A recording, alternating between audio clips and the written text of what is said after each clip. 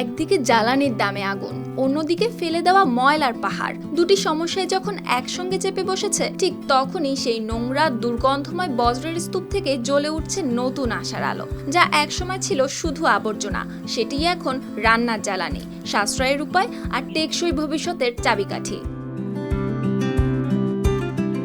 কঙ্গোর gamma শহরের প্রকৌশলী Victor মাতেরানিয়া বজ্রকে দেখছেন সম্পদ হিসেবে। চারপাশে যখন জ্বালানি সংকট, তখন তিনি খুঁজে পেয়েছেন এক ভিন্ন পথ, জৈব বজ্র থেকে বিশুদ্ধ বায়োগ্যাস তৈরির উপায়। সকাল হতেই দেখা যায় বাগান আর খামার থেকে সংগ্রহ করা বজ্র ধুয়ে প্রস্তুত করছেন তিনি। তবে এর শুরু ছিল না এত সহজ। একসময় নিজের খামারের সমস্যায় তাকে নিয়ে আসে এই পথে। বৃষ্টির বেশি শুকর, সঙ্গে বাড়তে থাকা বজ্র তাকে ভাবতে বাধ্য করে, এ কি ফেলে দিবেন নাকি ব্যবহার করবেন। সেই প্রশ্নের উত্তর খুঁজতে গিয়ে তিনি পৌঁছে যান বায়োডাইজেস্টার প্রযুক্তিতে। প্রতিবেশী দেশ থেকে বিশেষজ্ঞ এনে শেখা, তারপর ধীরে ধীরে নিজস্ব দক্ষতা তৈরি।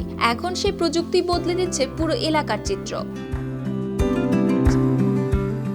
ডাইজেস্টারের ভেতরে অক্সিজেনহীন পরিবেশে ব্যাকটেরিয়া বজ্রকে ভেঙে তৈরি করছে মিথেন গ্যাস। সেই গ্যাসই জ্বালাচ্ছে চুলা, আর বাকি অংশ হয়ে উঠছে উচ্চমানের জৈব সার। এই পরিবর্তনে কাঠ বা কয়লার ব্যবহার কমায়, বন উজাড়ও কমছে। এইভাবে জ্বালানির অভাব আর বজ্র ব্যবস্থাপনার সমাধান দিচ্ছে বায়োগ্যাস।